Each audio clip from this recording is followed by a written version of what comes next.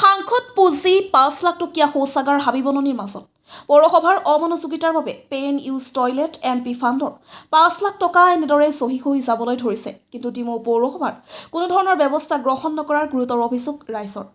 তদানীন্তন যোৰহাট লোকসভা সমষ্টিৰ সাংসদ কামাখ্যা প্ৰসাদ তাছা সাংসদ পুঁজি ৫ লাখ টকাৰে ডিমৌ পৌৰসভালৈ ৰাইজৰ সুবিধা হোৱাকৈ শৌচ প্ৰস্ৰাৱৰ বাবে এখন চলন্ত শৌচাগাৰ প্ৰদান কৰিছিল। সেই শৌচাগাৰ এতিয়া হাবি বননিৰ মাজত জহি যাবলৈ ধৰিছে। কিন্তু গুৰুত্ব নাই ডিমৌ পৌৰসভাৰ। ডিমৌ পৌৰসভাই ৰাজহুৱা সম্পত্তি এনেদৰে ধ্বংস কৰাত ডিমৌ পৌৰসভাৰ বিৰুদ্ধে সৰব অসমীয়া যুৱ মঞ্চৰ সভাপতি যাদৱ গগৈয়ে তীব্ৰ প্ৰতিক্ৰিয়া প্ৰকাশ কৰিছে। ডিমৌৰ পৰা শিৱকুমাৰ চৌহানৰ report, north east frontier news. পৌৰসভাৰ এই গাড়ীখন ইয়াত আজি বহু বছৰ ধৰি ৰাখি থৈ দিছে। যিখন গাড়ী এইটো পাব্লিক সম্পত্তি, ইয়াত ৰাইজৰ টকা জড়িত হৈ আছে। গতিকে এইটো এটা অনাহকত এটা সম্পত্তি, ৰাজহুৱা সম্পত্তি ইয়াত ৰাখি জনসাধাৰণৰ এইটো ক্ষয় ক্ষতিখিনি চৰকাৰে ইয়াত যাতে উপযুক্তভাৱে ব্যৱহাৰ কৰে তাৰ কাৰণে মই অনুৰোধ কৰিলোঁ। আৰু ভৱিষ্যতে আমি ডিমৌ জ্যেষ্ঠ নাগৰিকৰ সভাপতি হৈ সকলোকে অনুৰোধ কৰিলোঁ যাতে আমাৰ ডিমৌ সমবায় সমিতি এই যিডোখৰ মাটি, যিটো ঘৰ এইটো দহি খহি গৈছে, এই ভৱিষ্যতে আমি এই ঘৰটো পুনৰ নিৰ্মাণ কৰিব লাগিব।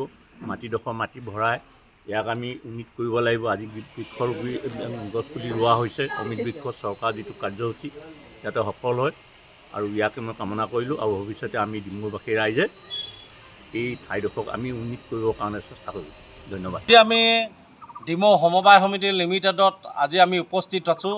যিহেতু আপোনালোকে জানে মোৰ বেক চাইডে যিখন চলন্ত গাড়ী শৌচাগাৰ, এই শৌচাগাৰ যিহেতু ৫ লাখ টকাৰ খৰচ কৰি মাননীয় সাংসদ কামাখ্যা প্ৰসাদ তাছা ডাঙৰীয়াই দিছিলে ডিমৌ পৌৰসভাক।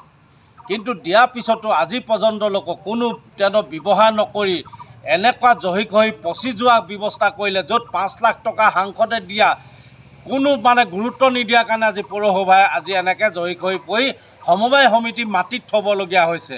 এয়াই হৈছে আমাৰ এই সাংসদৰ পুঁজি অপব্যৱহাৰ কৰিছে। আৰু এই ক্ষেত্ৰত আমি চৰকাৰৰ লগতে সাংসদক ক'ব বিচাৰিছোঁ যে আপুনি ৫ লাখ টকাকৈ খৰচ কৰি যি চলন্ত যি শৌচাগাৰ আপোনালোকে গাড়ী দিলে, সেই গাড়ীখন আজি যি অৱস্থাত জহি গৈছে, আৰু এই ক্ষেত্ৰত কিন্তু ডিমৌ পৌৰসভাই কোনো গুৰুত্ব প্ৰদান নাই। আৰু আজি আমি এই ডিমৌ সমবায় সমিতিত আনি গাড়ীখন ৰাখি থৈছে, বহুত দিন হ'ল এইদৰে ৰাখি থৈছে, কিন্তু সমবায় সমিতিৰ ঠাইত ৰাখি থৈছে। কিন্তু পৌৰসভা জেগা থকাৰ পিছতো আজিলৈকে তেওঁলোকে গাড়ীখন ৰাখি নথলে, কাৰণ নিশ্চয় মানুহে দেখিব বুলি, ৰাইজে দেখিব বুলি।